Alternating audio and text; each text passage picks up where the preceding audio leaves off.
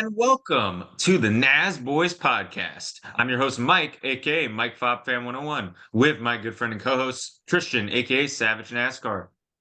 What to do, Nasboys crew? So, we are going to get into this weekend's races for Throwback Weekend at Darlington.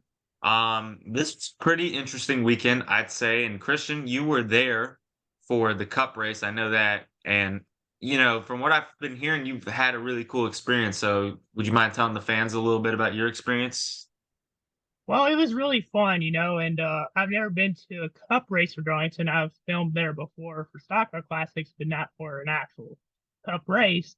It was hot, man. It was it was really hot, but it's my first race as someone that has credential media, and it was absolutely a blast. Got to do some photography.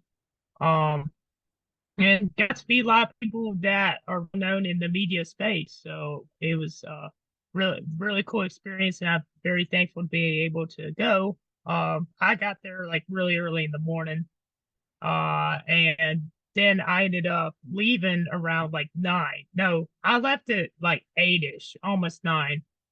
So I was there for a good while, but I'm interested to hearing what you had to say about everything, Mike, because you were watching it. I was there at the track, but obviously I couldn't see everything from some of the positions I was at. But I'm interested in hearing what you had to say about some of these things that we'll talk about in the video. But also, I'm also interested in hearing what people have to say about the race, because I thought it was a really good race. I just wish there was more passing earlier on. I was in turn one, and I was in turn one for like the first 2 stages, and then the last stage I was in turn 4 and on pit road, and then got to go to victory lane. So I guess that's really just a quick recap of that. Yeah, and I'm sure by some of the photos that I included on the screen, it looked like a great time. And I'm glad you were able to experience that. And I wish I could have been there with you, but unfortunately, it just cannot happen. But I guess we can start out by talking about the Cup race. What was more like your in-depth thoughts on the racing itself? Man, when you see it on TV and they're coming down pit road, it looks slow, but it's not. Like when you're up close in person and they're coming by you, like even when they're doing the practice pit road entry before the start of the green flag, they were flying down pit road, and it's crazy to see how fast these teams work, and make the effort to get their driver what they need and the adjustments they make before they go back on the track. Obviously, I've seen that obviously before at other races, but just this one in particular, being closer to pit road, I got to see that more clearly. Yeah, very interesting. I thought the race was pretty solid. First 2 stages, nothing really too much was going on, but from the last stage and into the second stage at the end, I guess that's what I can start with, kind of what I want to discuss. Martin Truex Jr., he was definitely dominating the race for the most part. He led 145 laps, but then he took himself out, which we'll talk about in a little bit. But his first major incident was with Ross Chastain. Now, Chastain was involved in 2 big incidents this week, and this was the first one. If you haven't seen it, here it is. Pressure on him getting into 3. Force him to get loose. Might be the ticket here. Yes. He's close enough, Carl. Yes, he is. Both of them. Look at that. That's exactly. Oh! And around goes Truex. Not that much pressure. Still. Oh.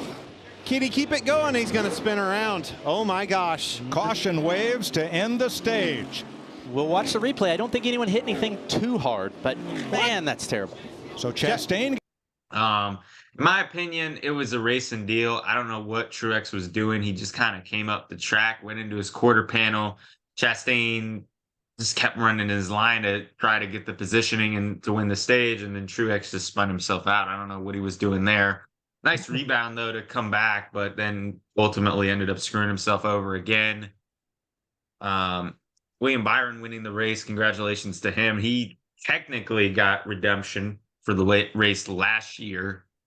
So that's pretty interesting to see, and it was cool to have Jeff there and, Rick Hendrick. But I guess the thing that I do want to talk about was, kind of the end with Chastain and Larson, Truex and Logano. Starting out with the Truex and not Truex and Logano, the Larson and Chastain thing. Here's that. Chase had trouble in a gearbox behind Larson. Not much help underneath them. The race is on for the lead right here, 1 and 2. Oh, Chase does not get into turn 1 well at all. Oh, he turned and they're into in the the wall. fence. Hang on. Same thing. Went to run him up the racetrack. Still pushing you. Turned him, William Byron, to the lead. Still pushing him. Well, All right, those of you scoring at home, how many saw that coming? I did. All of us. Both cars out of the race. And this happy couple gets to go home together. For one. I thought that I don't know what Chastain was doing. He said he got tight, which I could see that he did get tight, but it's like, God, dude, you do this so much that what even is the point of you apologizing anymore? It's like I don't know what he was doing. He's like slid up the track and just straight up ran into Larson. I don't know what that was. And he ultimately took himself out. He broke the landing castle #1 rule of stock car racing. But yeah, I don't know what he was thinking. I heard from you that Larson was mad and he just went to the hauler. So that's why, for those of you that were wondering why Larson didn't do an interview like myself, that's why. I'm with Larson on this. I can understand why he would be frustrated. But one thing I am a little tired of is that all these teams, I want to say maybe like 80 to 90% of the garage is upset with the way that Chastain drives. And a lot of people like Gregson and like Chase Elliott, Hamlin, they all say Chastain needs something come to him, but nobody does anything ever. Gregson was the only one that has really done something by going up to Ross and trying to confront him.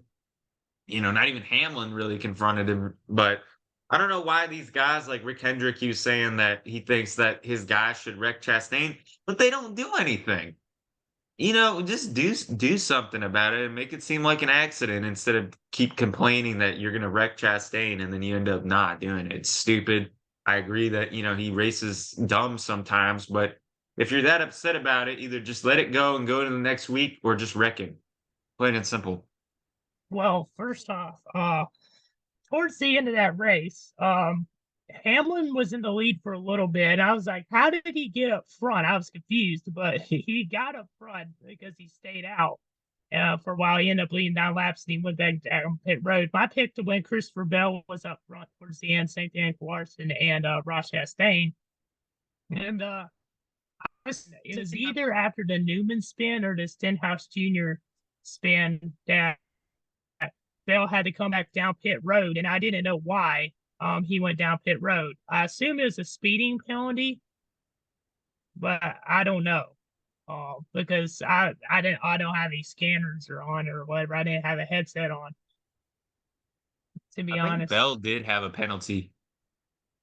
Yeah, but anyways, I was in turn 4 for the final restart, so it was kind of hard to see, the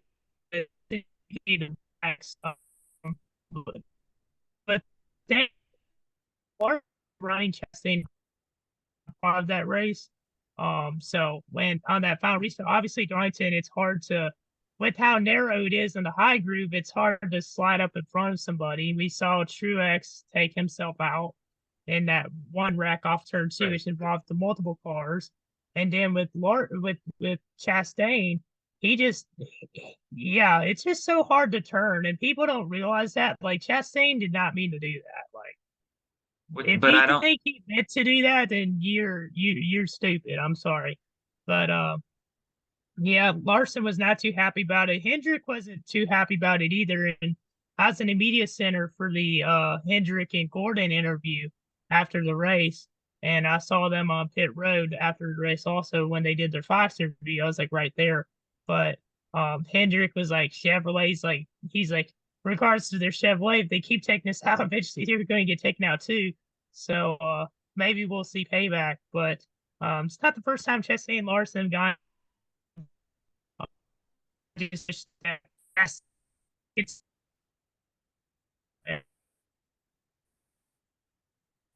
You know, I get your point where you're saying that Chastain didn't mean to do that, and I'm not saying that he meant to do that, but it's like, if it's so hard to slide up in front of somebody, why are you still sliding up in front of somebody?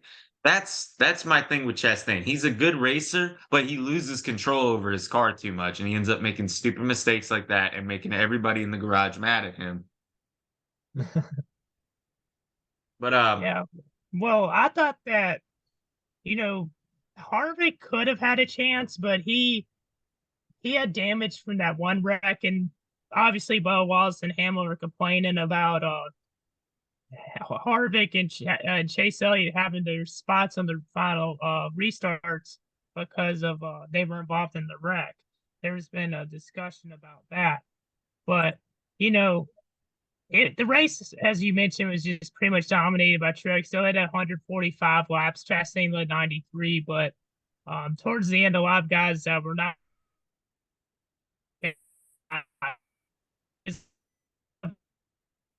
Or Bubba Wallace, he ended up finishing fifth. And did you see his complaining after the race, after a yeah, top five? Wallace comes home with a fifth place finish today. Seemed like he really had to go through a battle out there today, but a good result. Yeah, unfortunately, we had that one bad pit stop that set us behind, and team never gives up. You know, it's good to rebound fifth. I keep looking at that pylon. I'm pissed off. There's a couple cars that were involved in a wreck that got put back in front of us, so it's bull crap. Is that nice? Is that good? Frustrating to see that we got beat like that, because I feel like our car was really good, especially at the beginning. Thought we were second place car of the 19 there. But all in all, for Dr. Pepper, Toyota, 23 team, proud of our guys, proud of the pit crew for rebounding, giving us a shot, and coming home with good points there, Regan. Thanks, Bubba. Thank you. Yeah, you know. What is yeah, wrong with Bubba? He's just putting himself down so many times, and it's getting ridiculous. He was cussing in a radio interview, I think, and he yeah, didn't on TV. But like, come on, dude! You finished in yeah, the last 6 races. You finished top 12 in the last 5 to 6 races. Like, there's yeah. no point of complaining. Yep. And Larry McReynolds, who is my favorite NASCAR broadcaster, for those of you that didn't know, he owned Bubba Wallace after that interview. He said straight up that Bubba Wallace needs to celebrate the little wins instead of crying about finishing in fifth. And I got to completely agree with Larry McReynolds here, because Bubba Wallace is a solid race car driver. He may not be one of the best in the garage, and he may not be one of the better, like, top younger prospects. But Bubba Wallace is a solid driver that can get you a top 5, top 10 if you need him to at times. And he's a solid top 15 driver, especially for a team like 2311, who just started a few seasons ago. But he just whines and cries too much about stupid stuff. If he wrecks somebody, it's automatically somebody else's fault. If he finishes Real. fifth, he whines about that he should have won the race or something like that. And listen, I get the passion. I'm passionate about the sport just as much as the next guy. But in racing, it's also not just about the big victories like winning the race. It's about the smaller victories and making progress as you go and how you build off of that as a team. And that's what Bubba Wallace needs to celebrate, not crying Exactly. about being in fifth when you were a top 15, top 20 car the entire race. And it's a track that nobody really knows if you're that good at or not. Because in my eyes, Bubba Wallace is only good at a handful of, like, really good at a handful of tracks. He's not a Yeah. diverse driver like his teammate Tyler Reddick. He's just good at certain few tracks, and that's it. Yeah, I agree with you on that. Like, I was surprised to see him running so well at Darlington. Usually he doesn't. Right. And Eric Jones is someone who he won the Southern 500 last year. I thought he would contend more, but Yeah. obviously things happened. But can we talk about Harrison Burton? Like, he got sixth.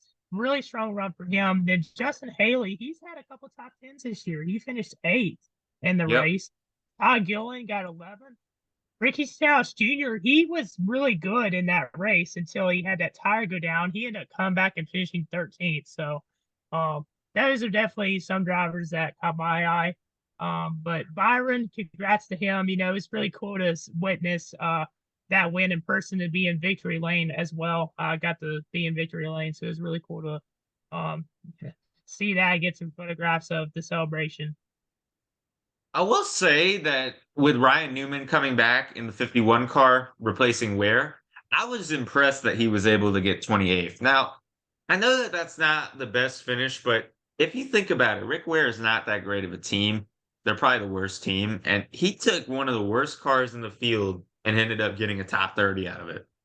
And he probably would have gotten an even better finish if he didn't spin out. So He had I feel two like Ryan spins. Newman still got it. And, I really liked his throwback as well. That was another 10 out of 10 for me. Yeah, he spun out right in front of me in turn 4. When that happened, when that last spin he had, he was involved in another incident, but that one spin, I had my back turned because I was shooting towards the Earnhardt Towers. And next thing I know, I hear a spin, and I turn around, and he's like around, like right in front of me. So I did get a picture of his car sideways, but yeah, that was interesting. But what did the people have to say, and what about driver of the day? Well, one quick thing I want to say before the people, the Truex and Logano thing right at the end. Side there, the second place car. Oh, wreck! Truex. Logano in the wall, turns Truex. On the wall. Bunch of them here. This is the big one. Almirola's around. Wow. Logano. Truex, why? Why are you doing this, man? He did Really? a Chastain. He went up Yeah, the he track pulled the because Chastain, it was exactly. tight. It was tight. I don't know why he just came up the track like that. He did basically the same thing and just screwed himself over, and he screwed Logano over. So, yeah, I'm upset about that, definitely. Yeah, when Chastain gets wrecked, I don't want to hear you crying. I'm not crying. I didn't cry. No, when I'm he just, gets no, when somebody finally gives him his, I don't want to hear you crying, Christian. well, I'm not. But anyways, I'll tell you, You're not now, but you will. Chase Briscoe was really far behind the entire race. I was like, why is he so far behind? And he ended up finishing 17th. But uh, another driver I'll say that did not do well to the expectations I thought they would was Josh Berry. I'll go and say this. Josh Berry, I love his paint scheme and all, but he had an awful day, it seemed. And another driver that had a really cool paint scheme that didn't run well was Daniel Suarez. He was up front for a good bit of the race, and then he ended up getting caught up in a wreck. Chastain's holding strong on that bottom. Race is on off of 2. Oh, we we got got one straight around. away. They're piled up. It's the big one on the Saw backstretch. Eric Jones around sideways, a bunch of them. Cindric, McDowell, Austin Dillon, Ryan Newman around. Suarez, man, hits keep coming for him. Yeah. All right, so taking a look at what you guys had to say. 60% said great, 20% said good, 20% said mess. That's okay. Nobody said bad. That's good. Ty__ Alston said great racing. I was satisfied with the amount of passing, storylines, paint schemes, and overall vibe. Yeah, I agree with that. Gotcha. Henry24257 says great race. Darlington never disappoints. 8 out of 10. I gotta agree with you, Henry. Yeah, dude. If this race had the craziness at the end, I wonder what the Southern 500 is going to be. I mean, it was just. I really want to go to that too. We'll see. Yeah, one point I want to make before I reveal who is the driver of the day. I feel like that Darlington is consistently one of NASCAR's best tracks, regardless of what aero package you use or what car is there. It's always one of the best tracks. I love Darlington so much. Same. Driver of the day, William Byron, but Ross before the crash. I would give it to Martin Truex, but due to him being kind of a clown and wrecking himself twice, I think I'm going to give it to William Byron as well. Byron is at the right place at the right time. He definitely had a strong car. I don't know if I'd give it to him. Dude, this is tough. I'm even though he wrecked, I'm going to give it to Truex Jr. because he was so strong in that race. Like it was just crazy to see how far he kept pulling away from people. Right. All right. Now let's talk about the Xfinity race. What did you think of it? I do not think much about that race. I mean, except for the end. They did have that big pile up. If you haven't seen that, there it is. Finish the deal, sliding up. Oh, is there room? There goes the two. Simultaneous spins for teammates Austin Hill and Sheldon Creed, and we have our sixth caution of the afternoon. And boy, I'll tell you, most of these guys are going to drive away, but momentarily it looked like a parking lot developing in turn 4. Looked like something you see at Talladega, just cars spinning everywhere, and it all started with a bold move into turn 3 that he just couldn't hold down. Counting over. But I thought that John Hunter Nemechek was going to win. He led the most laps at 57. He was on the pole. He was really strong. Sam Mayer led 35 laps. He was strong. Junior Motorsports and all the Chevys were just up front almost the entire race. But Larson, he ended up getting his first win at Darlington in any of the top 3 divisions, and it was actually his 14th career Xfinity Series win. But man, that finish was pretty crazy. I'm not gonna lie. I thought that there was a chance Larson could have swept the weekend not swept it, but he would have won the Xfinity in the Cup race. Yeah, I thought that the race was okay. There was some wrecks, like we saw Sam Mayer. He got into Ty Dillon a little bit, which, by the way, nice save by Ty Dillon. Yeah. But yeah, talking about the finish, that Going to be 1 lap to go. White flag is out, sponsored by Credit One Bank. If Larson enters turn 3, oh, here he goes. Larson with a move off of turn 2. Trying to loosen him up. He did. For the lead at Darlington. Big slide job. Larson inside of John Hunter Nemechek. Side by side to 3. Larson slides up into the wall. Off of turn 4. Here they come. Back to the checkered flag. 20's back inside of him. Nemechek there. Contact. Larson going to be the man that wins it at Darlington. What a finish. that was probably the biggest storyline. That was just some good, hard racing right there. And we need more of that. You know, it's not like one of them was trying to wreck each other. They were just trying to bump each other. Like, for example, Kyle Larson, you saw him. He went up, tried to bump John Hunter Nemechek a little bit, kind of got him in the wall. John Hunter Nemechek is like, oh, this is how you want to play. So then he bumped him back. He didn't try to hook him like Denny Hamlin did a couple weeks ago. They were just racing hard for the win. And with Kyle Larson, you know, wrecking John Hunter at the end, I don't think he meant to turn him. I just thought that was a racing deal. And I think he meant to try to get the side draft off of him, but something was going on with Nemechek and just, I don't know if it was like with the air or if he got out of the corner a little worse than Kyle, but he just got unlucky and ended up going into the inside wall, which is a shame, but you know, it was definitely a great finish and we need more finishes like that. I enjoyed it. Yeah, man. All right, 100% said great. Taking a look at what the people had to say. 0% said good, 0% said mess us okay, 0% said bad. No thoughts. And then driver of the day, I'm going to give it to Kyle Larson. I'm going to give it to John Hunter because he almost had that one in the bag and he led the most laps. All right, taking a look at the truck race. What did you think of it? I mean, it was pretty much dominated by Christian Eckes and Corey Heim. I don't know why I didn't pick Eckes. I thought about picking Eckes, but I didn't go with him. We saw Byron. He led 7 laps and he finished 4th. But the driver that really impressed me, that I was kind of like, wow, it's cool to see him back in the top 5 again, was Stuart Friesen, because he hasn't had much success the last 2 seasons in the truck series. So it was really interesting to see him back up towards the front and to get a 2nd place finish. But honestly, I thought it was an okay race. You know, I wish there was a little bit more passing, but that's all I really got to say. There was a couple incidents and accidents. Chase Purdy ended up wrecking out. Off Timmy Hill. And they're wrecking on the front stretch. Zane Smith involved, Colby Howard, Chase Purdy. There's a couple other guys that have problems, some mechanical issues. one of those drivers that had mechanical issues was Parker Kilgerman, and Spencer Boyd was another one. So, what did you think about it?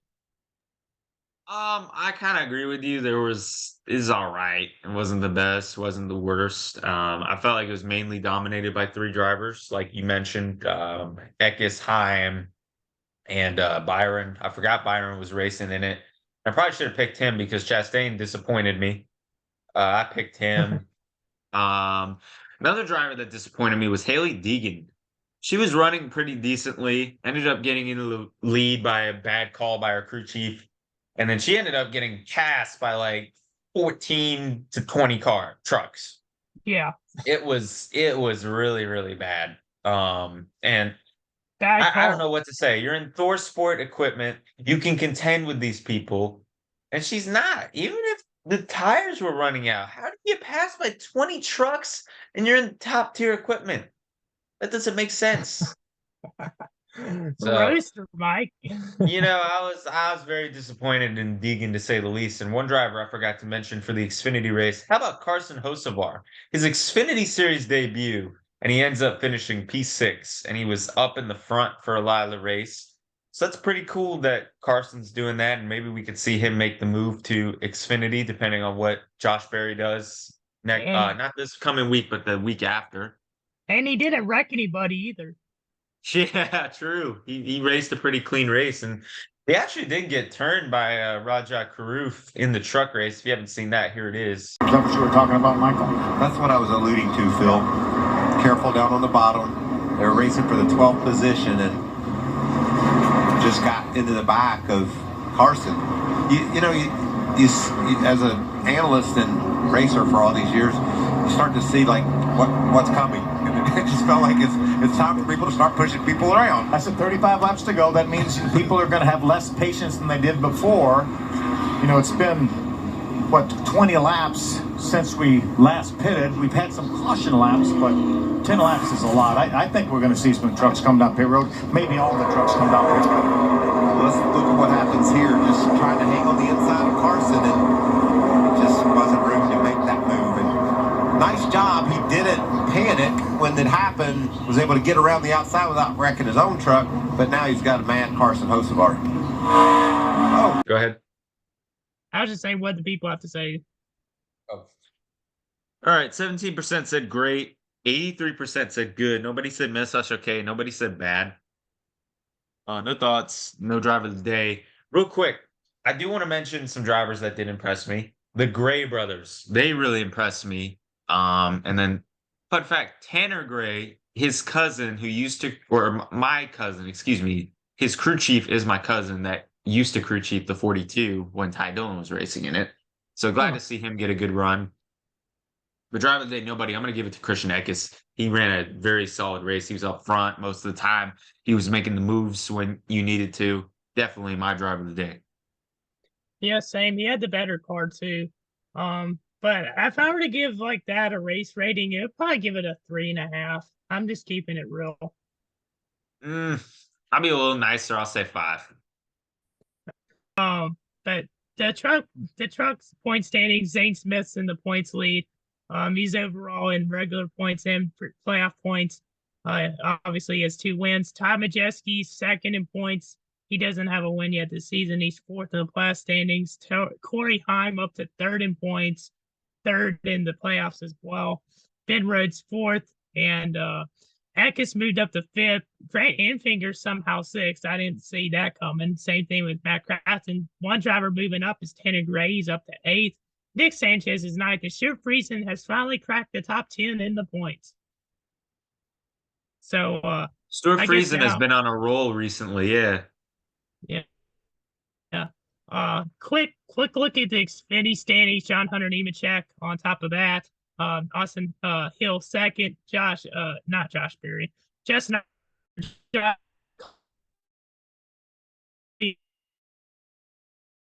Allgaier.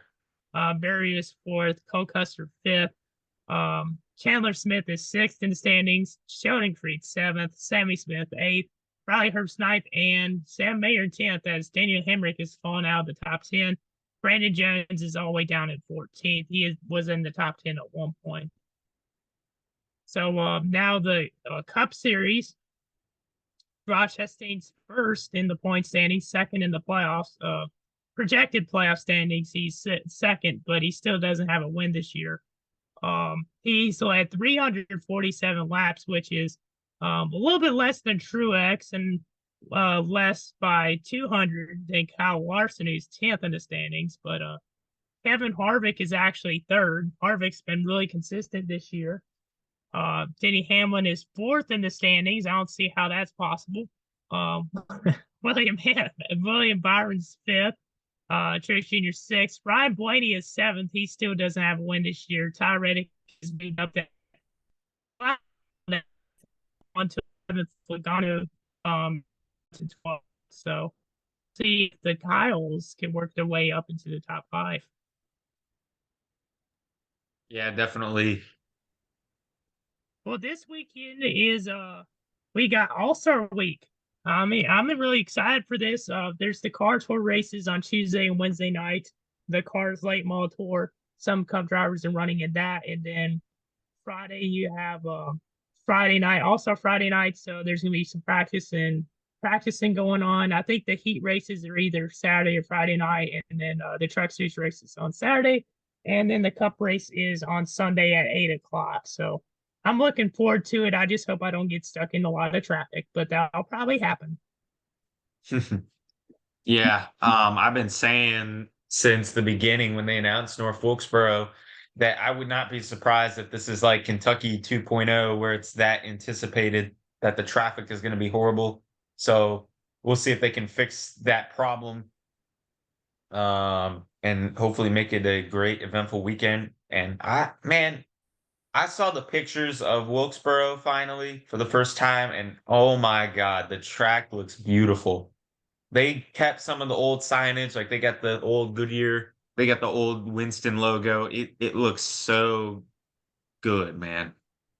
I'm really excited to see it, see these like modern day cars on this old timey racetrack.